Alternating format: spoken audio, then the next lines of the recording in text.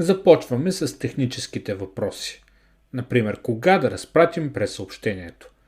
Ако разпространяваме пресъобщение за предстоящо събитие, за което се надяваме на медийно отразяване, важно е това да се случи седмица преди събитието, но не много по-рано. Това дава възможност на заинтересовани журналисти да обсъдят информацията на седмичната си планьорка с продуцентите и редакторите си. Много често така ще се прецени дали събитието да бъде отразено. Същото се отнася за пресъобщения, които не са свързани с предстоящо събитие. Важно е да има интервал от няколко дни между момента, в който изпращаме пресъобщението и момента, в който се надяваме да излезе медийна публикация. Например, ако разпращаме пресъобщение с резултатите от проучване за равнопоставеността между мъжете и жените и се надяваме на отразяване по повод 8 март, добре е да се свържем с медиите на 4 или 5 март. Това ще им даде възможност, в случай, че проявят интерес, да създадат отразяване с съдържание отвъд дадените от нас данни. Например, да отразят конкретен казус или някаква лична история, свързани с предоставените данни. Втория въпрос е на кого изпращаме пресъобщението. В идеалния вариант изпращаме го на списък с мейли, който сме създали и поддържаме по повод на нашата дейност.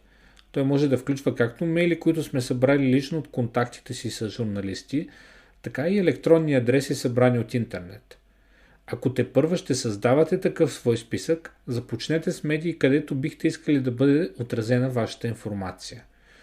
Този списък ще бъде жив документ. Можете да добавяте мейли към него във всеки момент, както и да изтривате мейли, в случай, че журналисти сменят работата или ресора си. Можете да ползвате и списъка с членовете на Асоциацията на европейските журналисти в България като отправна точка за своя списък с контакти. Не подценявайте местните медии.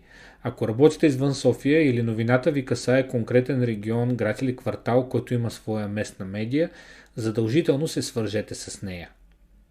Ако пък сте създали партньорски взаимоотношения с други организации, които работят във вашето поле по-отдавна, това е референция към нашата втора тема, можете да попитате тях дали имат база данни с медийни контакти, които биха били склонни да споделят с вас. Кои са задължителните реквизити на пресъобщението? То трябва да се изпрати в популярен текстов файл, например Docs, който да е лесен за ползване и да позволява копиране. Надяваме се, че журналисти ще копират и обработят текста ни, поради което изпращане на съобщението в PDF файл, например, е крайно неподходящо. От особена важност е съобщението да съдържа актуална информация за това с кого и как дадена медия може да се свърже с вас. Оставете името на конкретен човек, който да поддържа връзка с медиите, електронен адрес и мобилен телефон. Мобилният телефон е абсолютно задължителен реквизит. В почти всички случаи медиите ще предпочитат да ви се обадят, вместо да ви пишат мейл. Много журналисти използват и социални медии, например Facebook, за да се свържат с човек или организация, вместо електронен адрес. Прикачете няколко снимки с високо качество към пресъобщението, които да илюстрират информацията в него по начин, който вие намирате за подходящ.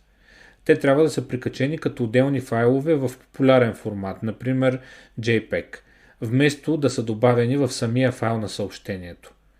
Повечето медии и особено електронните такива ще добавят изображение към публикуваната информация и ако вие не предоставите снимка или визуализация, те ще изберат такава по свое усмотрение. В много случаи техният избор може да е неподходящ или дори стереотипен. Например, към информация за успешна инициатива на ромски момичета да се добави снимка на маргинализирано ромско семейство. Или пък към информация за поетично четене на ЛГБТ и тема да се добавят провокативни снимки от прайд шествия в чужбина.